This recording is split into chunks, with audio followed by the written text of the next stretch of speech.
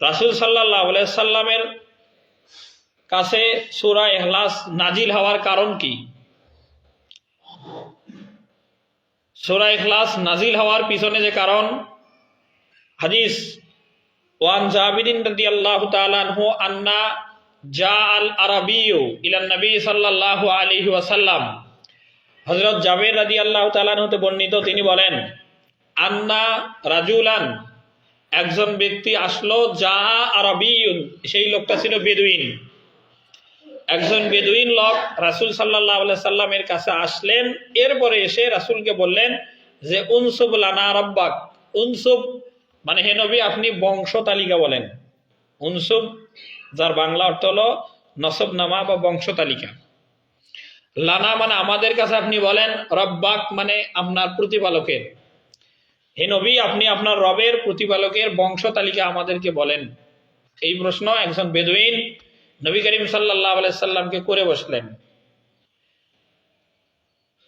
এর মানে মুহাম্মদ সাল্লাল্লাহু আলাইহি সাল্লামকে বেদুইন বলতেছেন যে আল্লাহর বংশ তালিকা বলেন, যে আল্লাহ তাআলার বাবার নাম কি, আল্লাহ তাআলার মায়ের নাম কি, আল্লাহ তাআলার দাদার নাম কি, আল্লাহ তাআলার দাদির নাম কি, আল্লাহ তাআলার পর দাদা মানে দাদার বাবা যিনি, তিনি কে। এইভাবে আমাদের যেটা, এটাকে বংশ তালিকা বলে, নসবনামা বলে। যেমন আমাকেই যদি কেউ জিজ্ঞাসা করে তোমার নাম কি, আমি আমার নাম বলবো। তারপরে যদি আপনার চিন্তা অসুবিধা হয়, পরের বার জিজ্ঞাসা করবেন তোমার বাবার নাম কি, তারপরেও অসুবিধা হলে দাদার নাম কি। এইভাবে একজন মানুষ আরেকজন মানুষের কাছে পরিচিত হয়। ঠিক একইভাবে রাসূল সাল্লাল্লাহু আলাইহি সাল্লামকে বেদুইন ব্যক্তির এসে জিজ্ঞাসা করলো উনসুব লানা রব্বাক, হে নবী আপনি আপনার রবের বংশ তালিকা আমাদেরকে বলেন।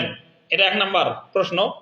দুই নাম্বার, রাসূল সাল্লাল্লাহু আলাইহি সাল্লামকে বলেন আহুয়া মিন খাশাবিন, আল্লাহ তাআলা কিসের তৈরি? তিনি কি কাঠের তৈরি? আহুয়া তিনি কি? খাশাবিন, খাশাবিন মানে হলো কাঠ। আল্লাহ তাআলা কি কাঠের তৈরি কি না? এটা দ্বিতীয় প্রশ্ন। তিন নম্বর প্রশ্ন হলো আমিন জাহাবিন, যে আল্লাহ তাআলা কি সোনার তৈরি নাকি?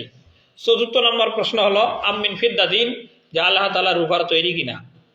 প্রশ্ন কয়টা? প্রশ্ন চারটা। প্রথম, যে আল্লাহ তাআলার বংশ তালিকা আমাদেরকে বলেন। দুই নম্বর, আল্লাহ তাআলা কাঠের তৈরি কিনা এটা বলেন। তিন নম্বর, আল্লাহ স্বর্ণের তৈরি কিনা এটা বলেন। চার নম্বর, আল্লাহ রূপার তৈরি কিনা এটা আমাদেরকে বলেন।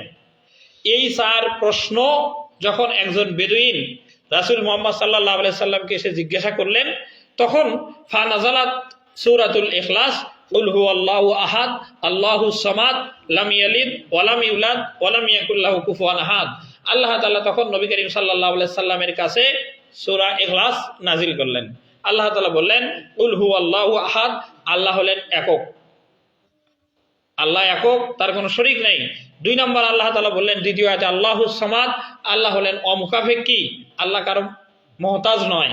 তিন নম্বর আল্লাহ তাআলা বললেন লাম ইয়ালিদ ওয়া লাম ইউলাদ, আল্লাহ তাআলা কাউকে জন্ম দেয় নাই, তার মানে আল্লাহর কোনো সন্তান সন্ততি নাই, ছেলে মেয়ে নাই। ওয়া লাম ইউলাদ, এবং আল্লাহকেও কেউ জন্ম দেয় নাই, তার মানে আল্লাহর বাবা মা দাদা দাদি এগুলা নাই।